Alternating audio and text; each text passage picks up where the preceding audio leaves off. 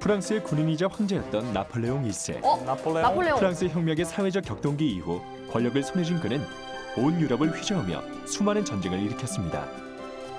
하지만 당시 프랑스는 계속된 전쟁으로 식량 부족 상태에 이르렀고 장기간 전쟁에 참여한 병사들은 신선한 음식물의 부족으로 인해 괴열병에 시달리는 등 음식 보존 방법의 개선이 절실한 상황이었는데요. 이와 같은 상황에 타개책을 마련한 주인공이 바로 통조림의 시조라 불리는 니콜라 아페르입니다. 프랑스의 요리사였던 니콜라 아페르는 나폴레옹이 전쟁을 준비하며 공모한 음식 보존법에 대한 현상 모집에 당선되었는데요. 당시 그가 개발한 병조림은 샴페인병에 양배추, 브로콜리, 당근 등을 넣어 밀봉한 것이었다고 합니다. 처음에는 깡통이 아닌 유리병에 가공을 했던 거네요. 그러니까요. 유리병에 음식을 넣고 코르크 마개로 입구를 막은 후 뜨거운 물에 넣어 살균한 이 병조림은 이후 나폴레옹군의 전투에 실질적인 효과를 안겨주었는데요.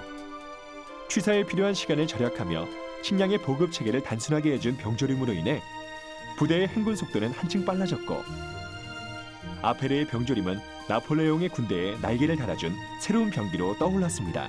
이렇게 방부제를 사용하지 않고 긴 시간 음식을 신선하게 보관할 수 있었던 건 당시로서 엄청난 혁신이었겠죠? 그렇죠.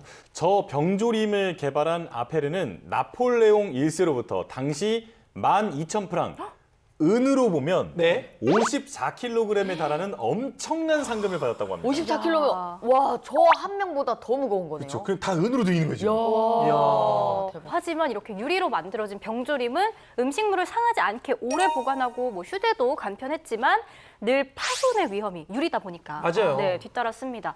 이를 보완하기 위해서 전쟁 중이던 영국에서는 또 다른 발명품이 탄생하는데요.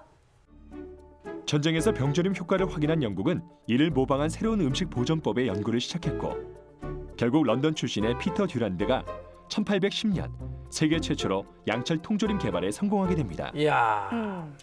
그 후 1921년 미국 보스턴에 통조림 가공 공장이 설립되면서 통조림 산업은 활발하게 기업화되었고 제조 방법이나 기계 설비의 개량 등도 왕성하게 이루어졌습니다. 이처럼 통조림은 제1, 2차 세계대전을 치르면서 미국을 중심으로 빠른 속도로 발전해 갔는데요. 그중 대표적인 것이 바로 오늘날에도 판매되고 있는 스팸입니다. 스테이크. 너무 맛있잖아. 추석 때 많이들 받으셨죠? 그럼요. 미국의 정육업자 제이 호멜은 잘 팔리지 않는 돼지고기 어깨살에 물과 소금 등의 첨가물을 넣은 후 상하지 않도록 밀봉한 새로운 제품을 개발했는데요.